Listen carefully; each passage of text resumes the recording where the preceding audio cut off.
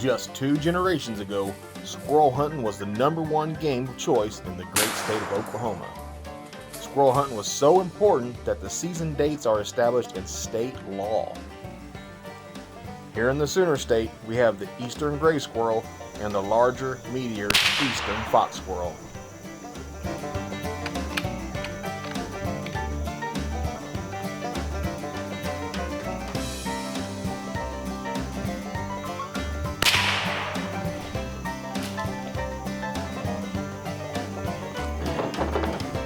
Well, let me give you a few tips on squirrel hunting.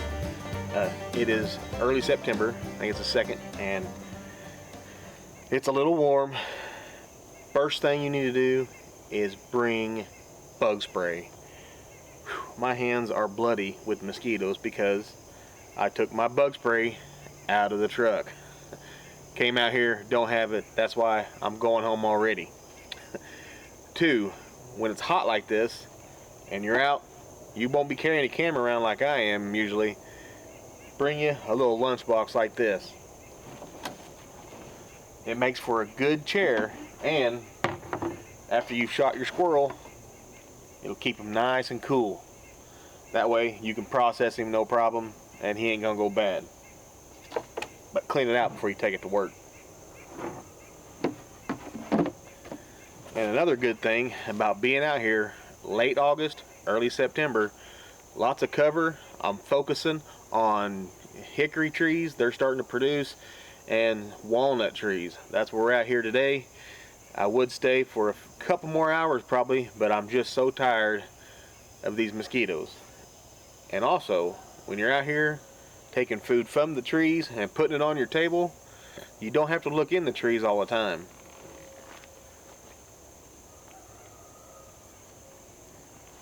Sometimes there's good edibles growing right at your feet. And I always like to keep a good squirrel call on hand. This is a brew call. He's a local guy that produces these, and I tell you what, it really does work. Sometimes it locates them squirrels, sometimes it brings them in, sometimes it just keeps them there long enough for you to get a shot. Now, when it comes to cleaning squirrels, I don't mess around. I've heard of a couple ways of doing it. The best way that I've found to do it is to just take the squirrel in between your fingers, make a cut right there, right through his vent, all the way to the outside of each part of his hips, step on his tail, and pull. And the skin comes right off. Get less hair on the meat, doesn't take much time at all. I'll show you.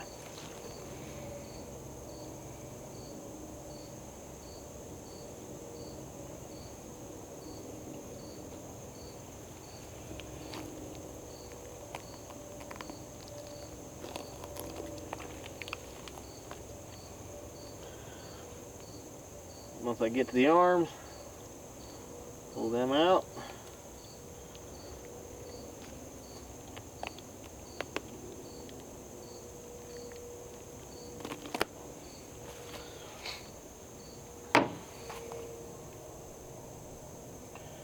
Grab them right here. I keep me a set of catfishing pliers on hand. Pull that skin right off.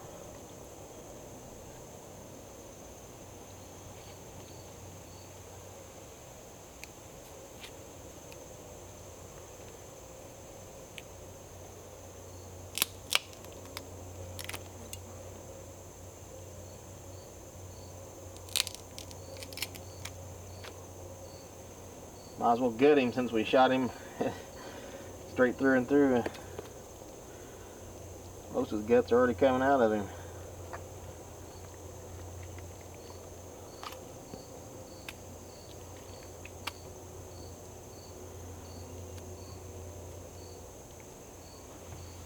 There you have it.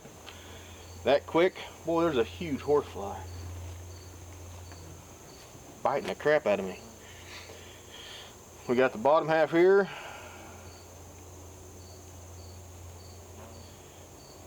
Those are some nice, good, juicy legs.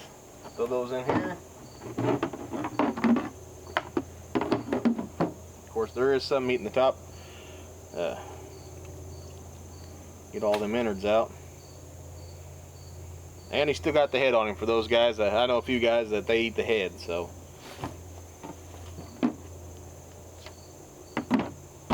We're ready to go. If late August and September is good for squirrel season, December is great for squirrel season. First of all, no bugs. I ain't out there slapping at bugs the whole time. Secondly, the lack of cover is good for you because you can see the squirrels better. Now they can also see you, but you can see them better because there's not near as many leaves in the trees, and they're spending more time on the ground. You can hear them better. I'm sure if I got quiet right now, yep, I hear one. Not even lying. The leaves are crunchy, it's crisp, it's cold. You're going to hear them long before you see them. They're on the ground because that's where the acorns are. The nuts have fallen, the walnuts have fallen, the acorns have fallen, and they're gathering up for this cold time of year. So they're digging around in the ground. You're going to hear them. You're going to see them farther away, and you're going to hear them. December is by far my favorite time to go squirrel hunting.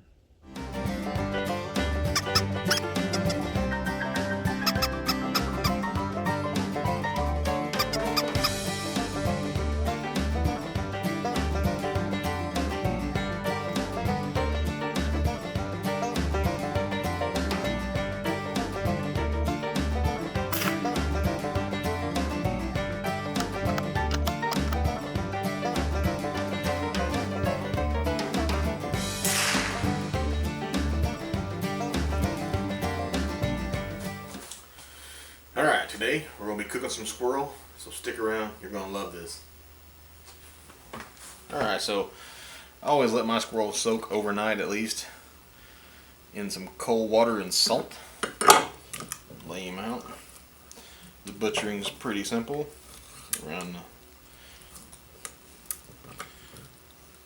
there's a little joint right there. One leg.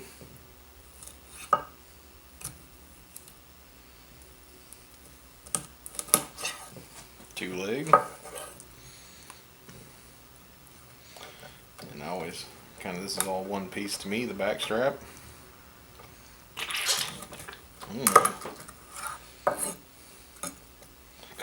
And of course you got the front part, which isn't got a lot of meat in it, but there is some. Just cut it right down the center, and there you go. You're all quartered up. Alright, so we're doing a breaded squirrel, and I like to bread mine in a bag, a little less mess to clean up.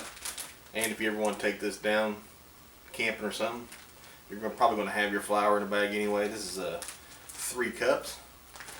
So I'm just going to season this up a little bit with some chicken-lick-a-bam bam. Put some of that in there, and some salt.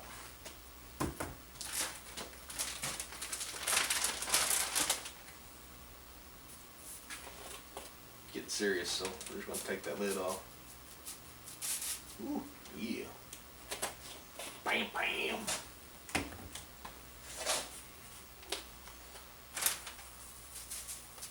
Just season it to taste, to how you like to taste it.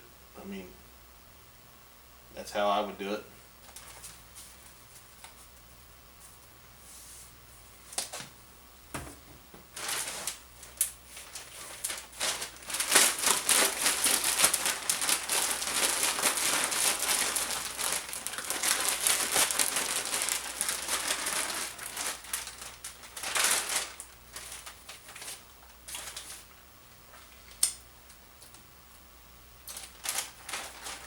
A little bit more. Alright. Take these squirrel bits right out of here, right into there.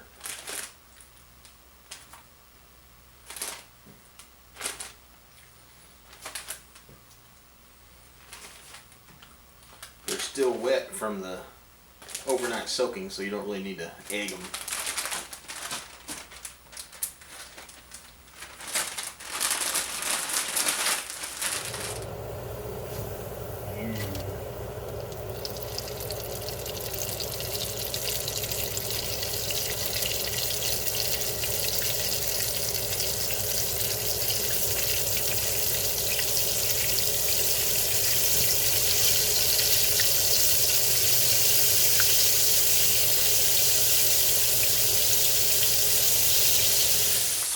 As far as frying time goes, that depends on the squirrel.